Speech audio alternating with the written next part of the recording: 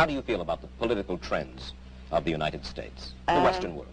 The way everybody feels, except more consciously.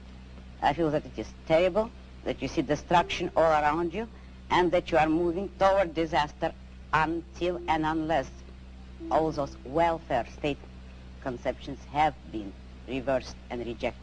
It is precisely these trends which are bringing the world to disaster, because we are now moving towards complete collectivism or socialism, a system under which everybody is enslaved to everybody. And we are moving that way only because of our altruist morality. Yes, but you say everybody is enslaved to everybody, yet this came about democratically, and free people in a free country voted for this kind of government, wanted this kind of legislation. Do you object to the democratic process? I object to the idea that people have the right to vote on everything.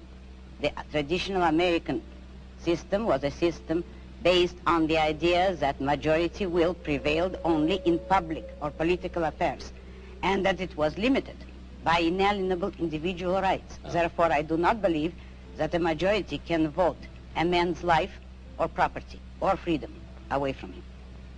Therefore, I do not believe that if a majority votes on any issue, that this makes the issue right. It doesn't. All right. Then how do we arrive at action? How should we arrive at action?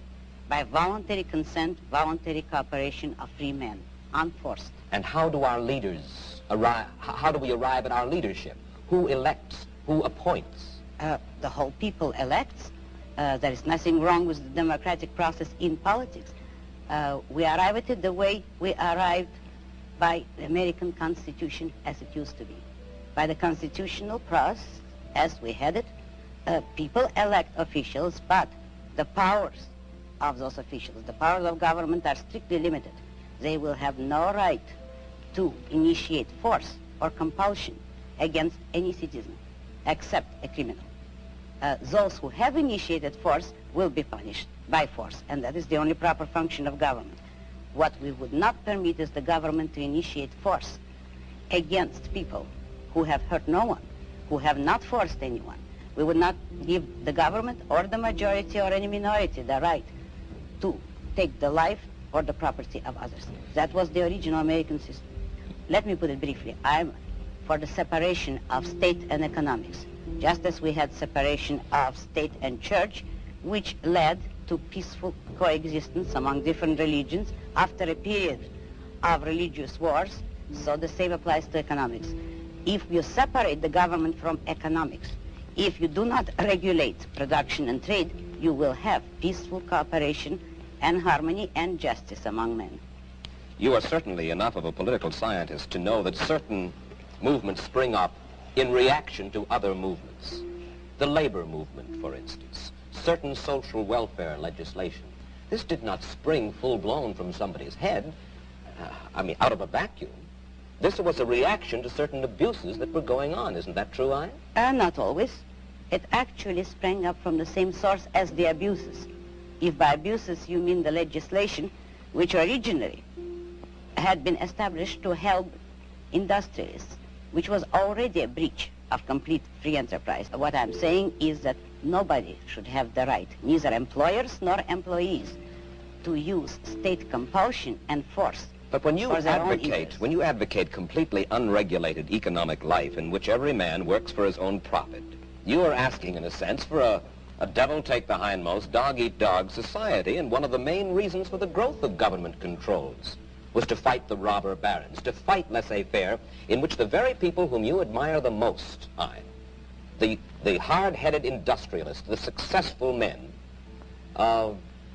perverted the use of their power. Is that not true? No, it isn't. Oh. This country was made not by robber barons, but by independent men, by industrialists who succeeded on sheer ability.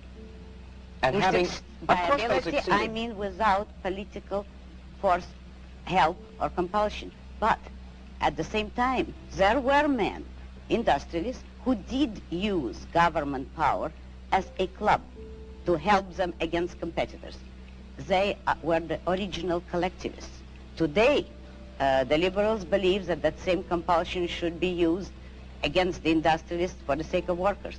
But the basic principle there is, should there be any compulsion? And the regulations are creating robber barons. They are creating capitalists with government help, which is the worst of all economic phenomena. I think that you will agree with me when I say that you do not have a good deal of respect for the society in which you and I currently live. You think that we're going downhill fairly fast. Now, I would like you to think about this question, and you'll have a minute intermission to ponder it, and then come back and answer it. Do you predict dictatorship and economic disaster for the United States if we continue on our present course? Do you? If the present collectivist trend continues, if the present anti-reason philosophy continues, yes, that is the way the country is going. But I do not believe in historical determinism, and I do not believe that people have to go that way. Men have the free will to choose and to think. If they change their thinking, we do not have to go into dictatorship. But the majority of the people has never been given a choice. You know that both parties today are for socialism, in effect, for controls, and there is no party. There are no voices to offer an actual pro-capitalist, let's say fair, economic freedom and individualism. That is what this country needs today.